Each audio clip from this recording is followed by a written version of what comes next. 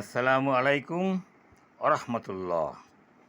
মাহফুজি TV থেকে মুফতি মাহফুজি প্রচলিত কথা কতটা সঠিক এ বিষয়ে আলোচনা করছি। এই অনুষ্ঠানটি পাবলিক মিডিয়া 25 থেকেও দেখা যাবে। প্রচলিত কথা, আমাদের দেশে অনেক কথা আছে প্রচলিত, আমরা এটাকে খুব গুরুত্ব দেই, কিন্তু একবারও কি ভেবে দেখেছি এই কথাটা কতখানি সঠিক? যেমন মানুষের ভুল আছে, শয়তানের ভুল নাই। আস্তাগফিরুল্লাহ, আস্তাগফিরুল্লাহ।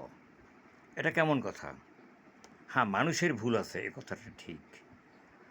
মানুষের ভুল আছে, কারণ মানুষ শব্দটাই তো এসেছে নাসিউন থেকে। নাসিয়া, সে ভুলে গেল আল্লাহ রব্বুল আলামিন যে গন্ধম খেতে নিষেধ করেছিল আদম আসসালাম, সেটা ভুলে গেল।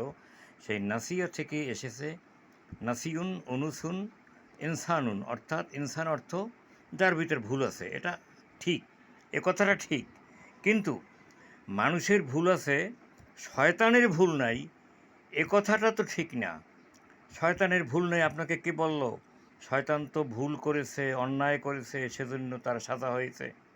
এখনও ভুল করতেছে, এখনও অন্যায় করতেছে, সামনেও সে যে ভুল করবে, ভুল করবে না, ভুল যে করবে না তার নিশ্চয়তা কী আছে? সে তো ভুল করবে, সে অন্যায় করতেছে, অন্যায় করবে। কাজেই সমস্ত জীবনটাই তার ভুলে ভরপুর, অন্যায় ভরপুর। কাজেই শয়তানের ভুল নাই, এ কথাটা ঠিক নয়। বরং ভুল নাই একমাত্র আল্লাহ রব্বুল আলামিন, তিনি সমস্ত ভুলের ঊর্ধ্বে। তিনি কোনো দিন ভুল করেননি, করতেছেন না, সামনেও করবেন না। তিনি নিষ্পাপ, তার কোনো ভুল নাই। এখন আসুন, আরও যে একটি কথা আমাদের সমাজে প্রচলিত আছে। আমরা এই যে স্বামীর ছোট ভাইকে আমরা বলি দেবর, তা স্বামীকে বলি কি? বর। নিজেকে কন্যা, বর কন্যে এভাবে বলা হয়। তো স্বামীর ছোট ভাই যদি দেবর হয়, তাহলে অর্থ কী? দে অর্থ কী? দ্বিতীয়। সে কি দ্বিতীয় বর? এই যে কথাগুলো আমাদের সমাজে কারা কখন প্রবেশ করাইছে, আমরা সেদিকে আমরা আদৌ আদৌ খেয়াল করছি না, অথচ দেদারসে এরকম অনেক কথা, প্রবাদ বাক্য আমরা বলে যাচ্ছি। আবার অনেক সময় বলি যে আহা, আমার কাছে টাকা পয়সা নাই, হ্যাঁ, এমনকি বিষ খাওয়ার পয়সাও নাই।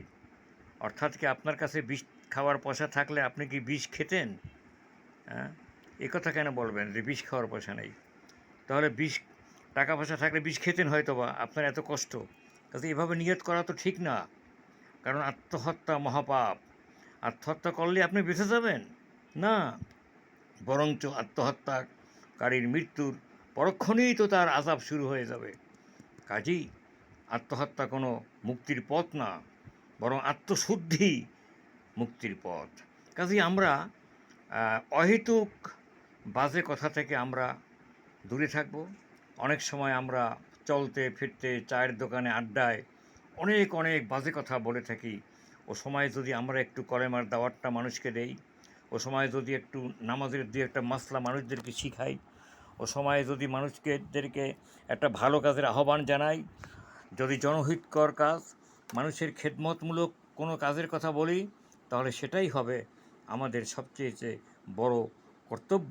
আসুন আমরা বাজে কথা, প্রবাদ, এমন প্রবাদ বাক্য যার কোনো অর্থ নেই, মূল্যহীন, এ সমস্ত কথা থেকে আমরা বেঁচে থাকি। আল্লাহ রব্বুল আলামিন আমাদেরকে এ তৌফিক দান করুন। আমিন। ও আখিরু দাওয়ানা আনিল হামদুলিল্লাহি রব্বিল আলামিন।